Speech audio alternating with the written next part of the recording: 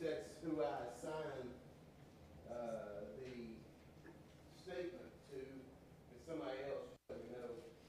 Brother Cates used to say, God doesn't ask questions for information. He asks questions for contemplation. Exactly. That was right on time, too. God does not need to ask me anything as if I can inform him on anything. So, why does he use questions all the time? He uses these questions in order to get me to realize something from perhaps someone else's life that I can use in my own life. Let's go to Deuteronomy 29:29 as a way to start in Genesis chapter 3. Deuteronomy 29:29 will tell you that the secret things belong unto the Lord our God, those things that are revealed for us, that we can know and do those things. So when you look at that and you are holding this leather-bound book in your lap, you must first realize that everything in this book is not everything God knows. I think John chapter 21, verse number 25 would be accurate if we had volumes, we take volumes, of books that would tell us everything God knew. John wrote that if Jesus' dealings on earth were written down in a volume of books, that the earth itself could not contain those books. I don't even know that the universe itself could contain the books understanding what God knows. So he doesn't write this book to tell us everything he knows within his mind. What he does is write a book that tells us how to be square with him. And that's the point of it. That's the point of the whole book, is to know how I can stand before God on the final day as a person who has lived the way I have lived, and stand there righteous, stand there holy, stand in front of a God who doesn't know sin, as a creature who has sinned. And so this particular book teaches me how to live the proper way. So when I look back at Genesis chapter 3, I see first a family who doesn't know about sin, unfortunately, learn about sin. Look at verse number 1. Now the serpent was more subtle than any beast of the field which the Lord God had made. And said unto the woman, Had God said to you, You shall not eat of every tree of the garden? And the woman said to the serpent, We may eat of the fruit of the tree of the garden, but of the fruit of the tree which is in the middle of the garden, God said, Don't eat of it, don't touch it, lest you die. And the serpent said to the woman, You shall not surely die, for God knows that when you eat thereof, then your eyes will be opened, and you'll be as gods, knowing good from evil. And the woman saw the tree was good for food, pleasant to the eyes, a tree to be desired to make one wise. She took that fruit and ate and gave to her husband. He also did eat. And the eyes of both of them were opened, and they knew that they were naked. And they sewed fig leaves together and made themselves aprons. And this is where the problem happens. So we look at that idea, and you have a man and a woman who have been made from creation, day number 6. And according to day number 6, God would say, with all of those things, that everything is very good. He has made everything in those 6 days exactly the way he wanted it to be. Is there sin? No. Is this exactly how God wanted it to be? Just exactly. And so everything up until Genesis chapter 3, and unfortunately we don't know what timeline that would be, but everything there is perfect. What if you lived in a perfect world? You would probably have to be fighting ragweed right now, huh? Could be a better time. How many of you guys are allergic to ragweed? Bless your hearts. Sorry to hear that.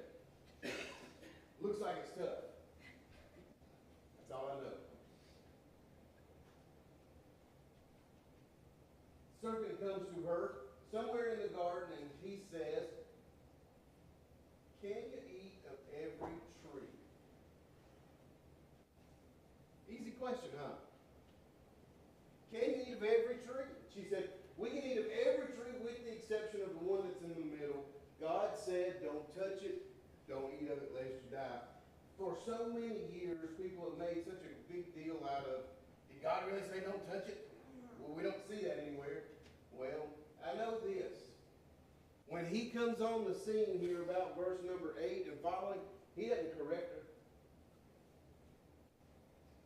If he doesn't correct it, I'm going to assume then that that he has already said, just don't mess with it.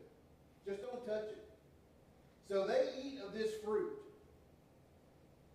Have I told you my theory on it? I think it's a grapefruit. How many of you like grapefruit? We'll pray for you. You ever had grapefruit taste like an orange with an aspirin rubbed on it? Ain't no good. It's no good. That's what I think.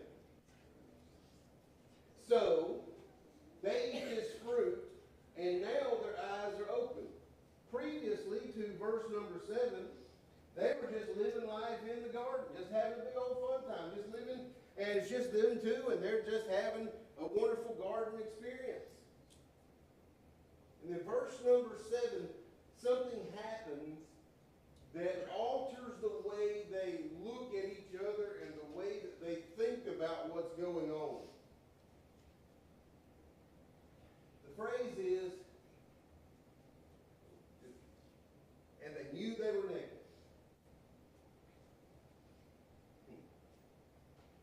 You ever had that dream where you're at school or you're taking a test or something and you're naked, or you're out pumping gas or something and you're just in your dream and you're naked and all that kind of thing, and some sort of weird mental thing about shame or whatever it is?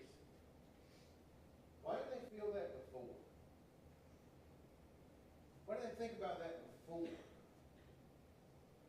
Were they naked from creation?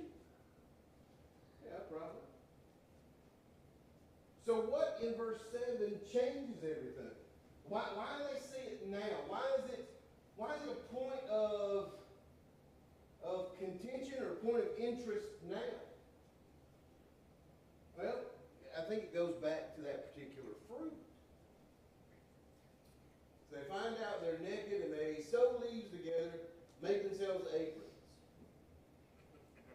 And here we go. They heard the voice of the Lord walking in the garden in the cool of day. Adam and his wife hid themselves from the presence of the Lord amongst the trees of the garden. And God called, said to Adam, here's question number 1. Where are you? This is going to be a silly set of questions, I know, but just humor me here. Does God know everything? Yeah, these are not trick questions. Yeah. There's nothing then, you would say, that escapes the knowledge of God. God knows it all, right? So why ask the question? Go back in your mind to the statement Brother Cates made. He doesn't ask those questions for information. He asks those for contemplation. So when you and I look in verse number 9 there, and we see him asking Adam, where are you? Why is he asking that? He literally and geographically knows where Adam is. He could go over there and touch him and say, you're right here. But he's not asking him about a geographic location. Where are you, Adam? Because there was a point in time in which you were walking with me, and you were with me, and you were following close to me, and now you're not. Now something has divided us. So, where are you? Remember that old preacher's story about the old farmer couple who always drove around in a pickup truck, and the lady of the house said to the gentleman, you know, when we were dating, we used to sit real close to each other, and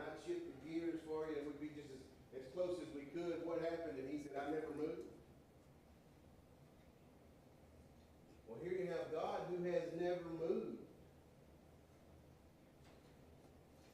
So what happened to them? Is it all because of a fruit? Yes and no. It's not the fruit that's the problem. It's the obedience that's the problem. See, from Genesis chapter number 3, when you and I first are introduced to people who deal with each other, throughout the entirety of the rest of the Bible, through history and time, all the way up to September the 15th, 2024 in Eagleville, Missouri, God has expected the same thing from people from Adam and Eve all the way till today. And what he expects from them and what he expects from us is obedience. And perhaps God look at my life today and say, where are you? I know where you once were, but where are you right now? Look at verse number 10. And he said, I heard your voice in the garden. I was afraid because I was naked and I hid myself.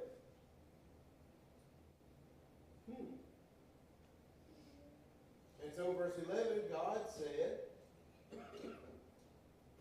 who told you you were naked?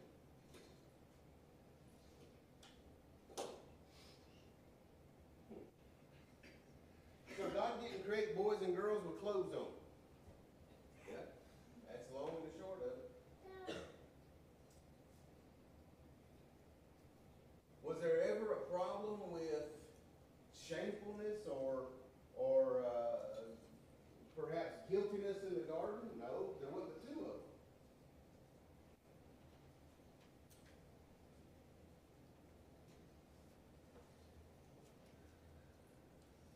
So why now? Why now? Somebody is going to have to tell Adam and Eve first that they are naked, and secondly, that they shouldn't be naked. But here's where we find them. Now, why shouldn't they be?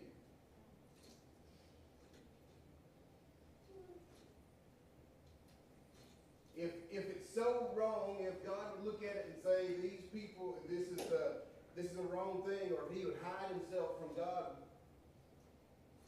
then there must be something associated with being naked that Adam and Eve find less than appealing. So what's so wrong with it? So Adam and Eve were, up until this point in time, living life and never even considered if God saw them naked. How many of you took a shower this morning? You know, God saw you naked, right? It's okay. He has a bunch. Is the problem with God or is the problem with Adam and Eve? The problem with Adam and Eve. Who told you you were naked? Well, nobody told you. Well, then how did you know? Go back to that little fruit. Go back to verse number 5. The most effective lies of Satan have little truth sprinkled right in there amongst it. Here's what it says. For God doth know in the day you eat thereof, your eyes will be opened. That's going to be true. That you'll be like God. That's going to be false. You're going to know good from evil. You're going to understand it. Very much you can do for it. Here they found themselves being naked.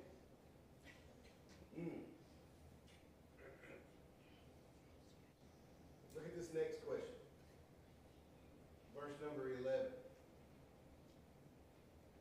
Have you eaten of the tree that I commanded you not to eat of? Terrence, how many times have you asked a question you know the answer to? By the way, that's our superpower. If I ask you questions I already know, I don't think you'll lie to my face. It's a weird, sick game we play. But it's fun. It's fun. What have you done? Have you eaten of the tree I told you not to eat of? Does God already know the answer to that? yes.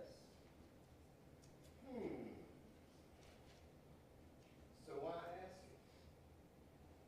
Why ask this question if he already knows the answer to it? Why doesn't he just go right there and decide, I'm going to punish them right now? That's not going to be the most beneficial thing for Adam and Eve. The punishment will come, but the most beneficial thing for them is to get them back on the right track where they're supposed to be spiritually, and just saying, all right, I'm going to thump you in the head, that's going to be the end of it, is not going to be the best way to handle that. Have you eaten what I told you not to eat? Let me ask you this. In all the time you've been alive, you ever done something God said not to do? Look, we don't have cameras pointing on you. You can shake or not. Why did you do it? Let me guess. See if you're anything like me. Because I wanted to? Nobody ever put a gun to my head and said, you're going to have to do this or I'm going to shoot you. No, that's not how that went. I did it because I wanted to. Did it make it right? Or was it still wrong? That was still wrong. Why did they eat the fruit? They made a decision to. God said not to. Satan said eat it. And they took the word of one they had just been introduced to versus the one who has provided everything for them and said, I like his option better. I kind of want to do what he wants to do, so I'm going to kind of go that way. Let me ask you this question just by the way here. If eating this fruit will make you like God, why didn't say you did? Just side right there. Chew on that for a day or two and tell me about it. What have you done? And if in my life I look at what I have done, then why would, after God saying, don't do it, don't do it, don't do it, why would he then have any compulsion to save me from my sin? Why does he feel that way for Adam and Eve? Well, they're his children. They are literally his children. Matter of fact, Luke would tell us, end of Luke chapter number 2, as he's going through that lineage of Jesus the Christ, he gets all the way back to Seth, whose father is Adam, and then Adam, whose father is God. What have you done? Well, here's what he says.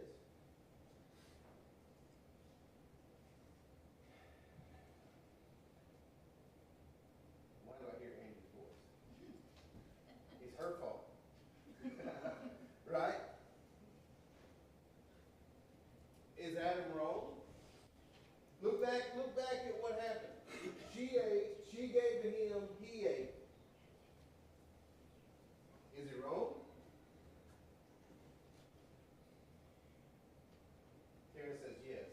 I'm not talking about Andy, I'm talking about Adam. Who gave him the fruit?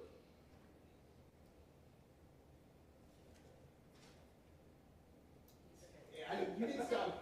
I might separate you two. Who gave Adam the fruit? Eve did. He didn't know. Nothing happened to her when she ate it, right? So, looks like it's okay. And so we go to the lady, and the lady says, well, it's Satan's fault. Is that the case?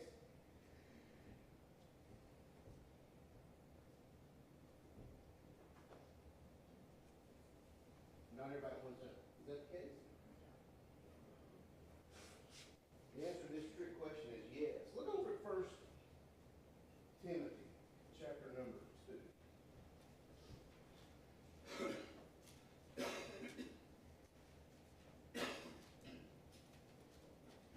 We usually land here in about verse 11, let the woman learn in silence with all subjection, all those kinds of things. But I want you to go past 11 and 12 and go to 13. For Adam was first formed, then Eve. Is that right? Which one was made first, Adam or Eve? There you go. For Adam was first formed, then Eve. And Adam was not deceived, but the woman, being deceived, was in the transgression. Notwithstanding, she shall be saved in childbearing if they continue in faith and charity and holiness and sobriety. When you look at verse number 14, you're going to find out this. Adam was not deceived. And Eve was. We're looking at Genesis chapter 3, right where all that's happening. And Eve's answer to God would be true. Well, I was deceived by the serpent. Yeah, she was.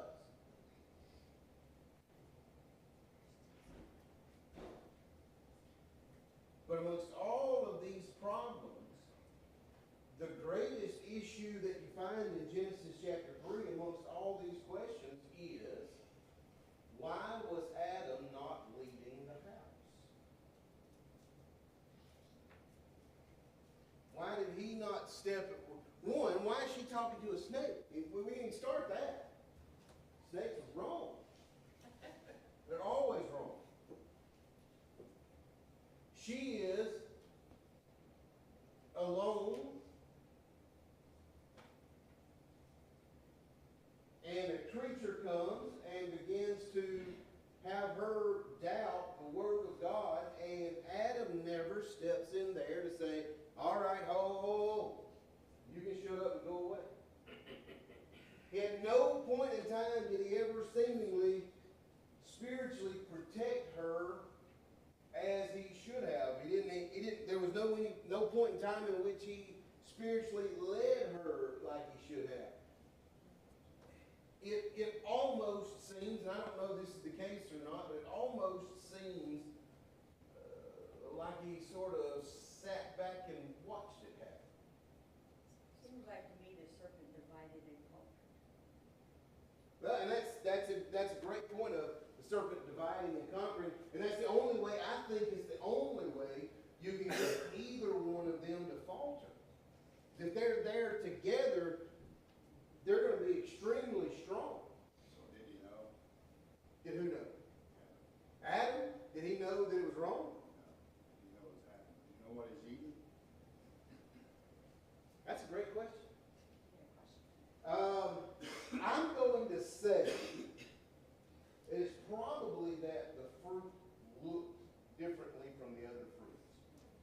Apples and pomegranates tend to look a little bit alike, but on closer inspection, you can tell pretty quickly which one's which. A banana and a guava look a lot different from each other, don't they? You just look at them and go, oh. So I think if I was pushed into a corner, I would say that probably the fruit looked differently, so when he was presented with it, he knew which fruit it was. And he ate it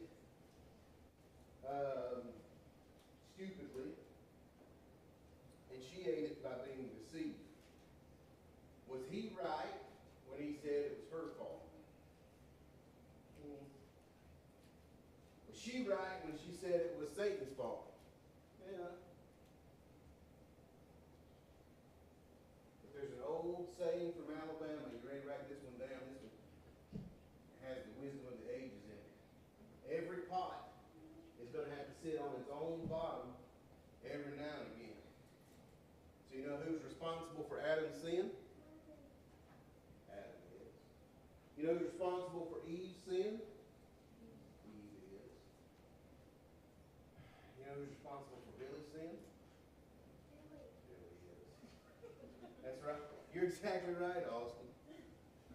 And the unfortunate thing when we're looking through Genesis chapter 3 is we look right into a family that is going through this turmoil, and we seemingly put that in this box and say it's nothing like what I'm going through in this box, when it's exactly the same thing. When it's exactly the same thing. Oh, well, mine's different. Mine's not about a fruit. Oh, yeah? How different is yours? Well, I've got a daughter who's graduated. I got one who's graduating from college and one who's graduating from high school. It does get easier, they say. I don't know, I'm hoping it does. Well, life's tough right now, and the choices I have to make are very difficult. Really? You don't think the choice she had to make was difficult? Don't eat it or eat it? No, we just wouldn't have eaten that. We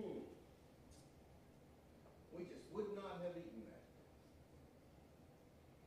Okay? Let's think about that for a moment.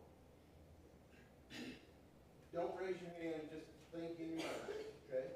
Because if we raise our hand, we're going to be embarrassed. God says don't lie. You ever do that? God says don't steal something. You ever do that?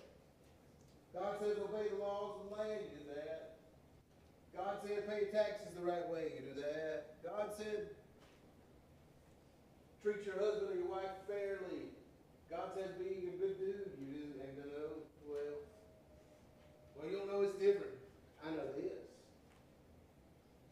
It's just as easy to choose not to eat it as it is to choose to eat it. It's just as easy for me to choose to do what I'm supposed to do versus choosing what I want to do. We tend to make life very difficult.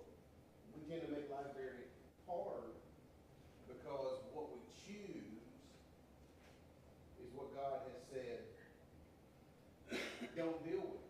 Don't do that. Find a better way. Did you know that the Bible is not full of you cannots, but it is full of you cans?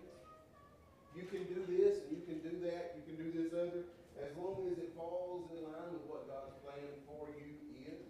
And his plan is always the better plan. So, you have where are you? Who told you you were naked? You have what have you done? And so, here's what he says. The woman, verse 12, woman you gave it to me and I ate. And so he said to the woman, what have you done? Once again, the woman said, the serpent beguiled me and I ate. Yep, that's true. And so the Lord said to the serpent,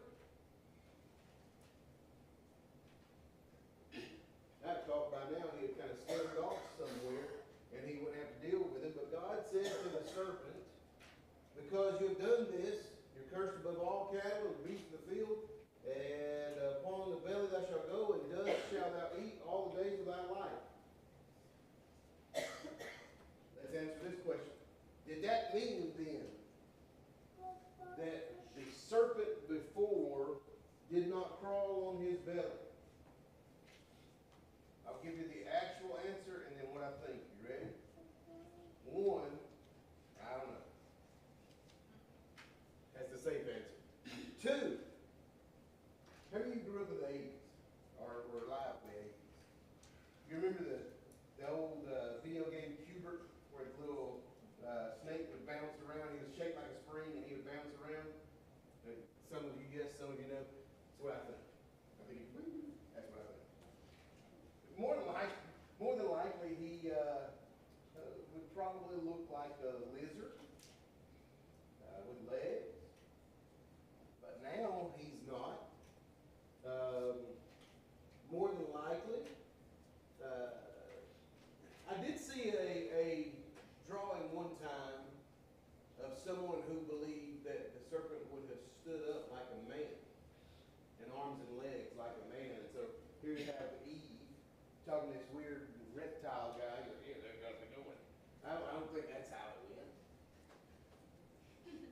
But his curse now is to crawl and to eat dust. Do snakes eat anything other than dust? What do they eat? Mice, yeah, it's not a trick question. Mice is right. Anything else? Eggs. No. Other snakes sometimes. Why does he focus in on eating dust? It's from the prone position where he is. This snake or snakes in general now are going to be slithering around and be all weird looking because they don't have legs. And really, no matter where they go, their mouth is not going to be that far from the ground. And sometimes they'll rest and they'll lay flat on the ground. Dust is just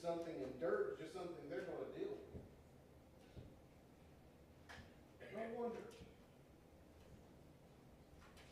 I wonder if they think about it, or if they have the ability to think about that when they're slithering around. The answer is, I don't know. Just an odd idea that God's going to tell this one, you're going to deal with the dust of the earth for the rest of your days and the rest of your life. And then verse number 15. Probably the most familiar verse to us in Genesis chapter 3. I'll put enmity between thee and the woman, between thy seed and her seed. It shall bruise thy head, and they shall bruise thy heel. And to the woman he said, we'll come back to that one. Woman, he said, I'm going to greatly multiply thy sorrow and conception. And as you bring forth children, the desire be toward thy husband, and have rule over thee. Now we're starting to get into the different roles because of this sin. There was never a child born to humanity that was not born in pain and sorrow. Because Adam and Eve were not born before Genesis chapter number 3. But imagine if Genesis 3 didn't happen and childbirth and labor was very easy. Just imagine. From the spectator side of labor and delivery, it did not look very easy. Like, wow. That was kind of gross. From the, I don't know what it's like from the other side. I just look at it like this. So it did not look very easy. My wife did not have very intensive labor. It didn't last a long time, but it was not great. Just saying, it was tough. For the men, here you go. Because you didn't hearken to the voice and you ate of the tree, then sorrow shall thou eat the rest of thy days. Thorns, thistles will be brought forth in the field, and the sweat of the face shall eat bread. Ron was talking this morning about a cow that got cut deeply enough to where it needed a few stitches instead of being glued up. Well, you think that cow would have gotten cut if there were no bushes out there? If it's just straight, just lush green grass? Probably not. Thorns and thistles are an interesting thing. We can walk through the woods and have get a patch of briars, and they just scratch you all up, and the girls will be all, ah! And I will say repeatedly, things they have heard over the years, hey, thanks, Adam. They're there. You get into those things that you have to kind of beat back in your yard so that the wild earth we live on doesn't take over my newly grass that I had to pay for, and then you say, hey, thanks, Adam.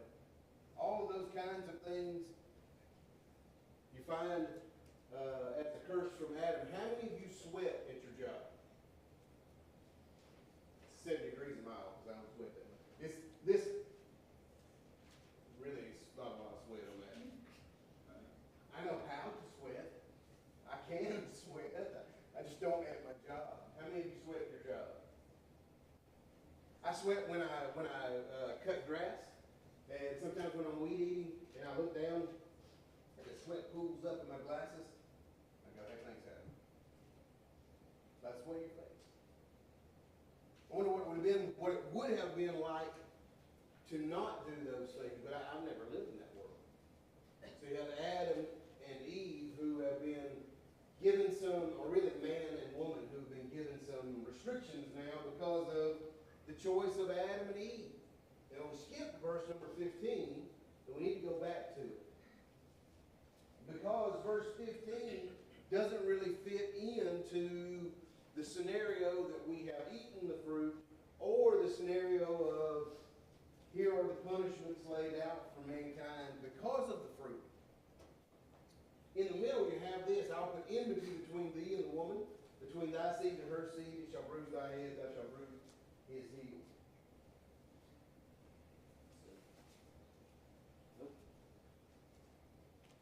Let's start with the word enmity. How many of you like that word?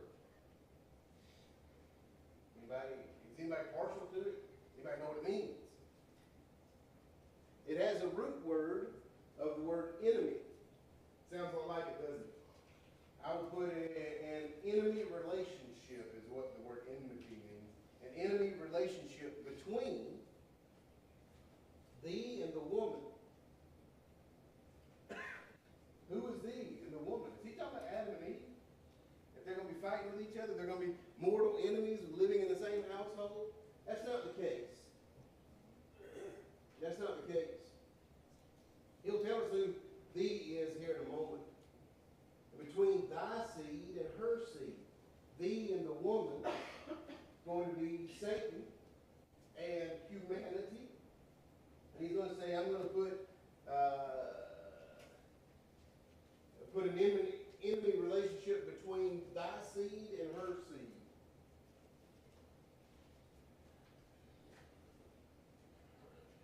Ron, how long have you been running cattle? I forgot. I forgot. Longer than you can remember. All right. Can you have a calf if you don't ever have a bull? Only the neighbors get in there. If you run 100 cows and they stay in that pen, in that pen-in area, and they never have any contact with the bull, will you ever have a calf? No. So, in the idea of reproduction,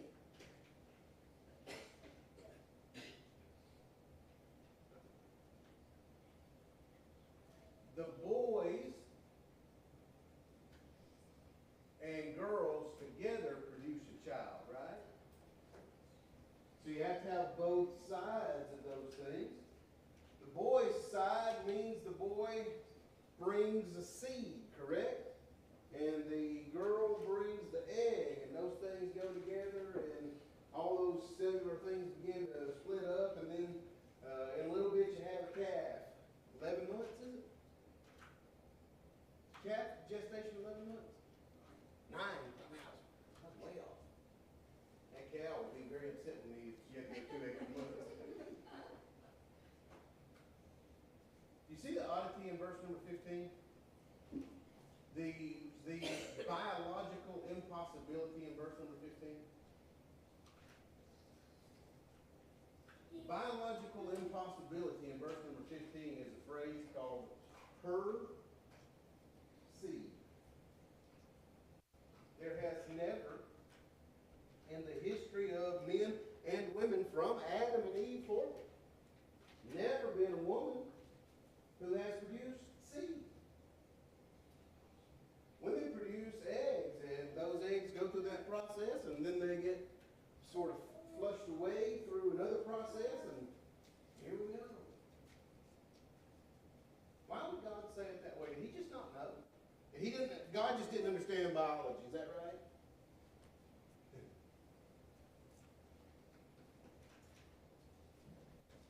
It's a reference to Isaiah 7:14. The reference to the virgin birth of Jesus the Christ. This woman who's going to have this seed is not going to have the normal reproduction cycle like everybody's used to. She's going to be chosen and spoken about 700 years before she's born in Isaiah chapter 7. And she's going to be the one who's going to be responsible for saving or carrying the one who will save mankind. The seed will bruise thy head, and thou shalt bruise his heel.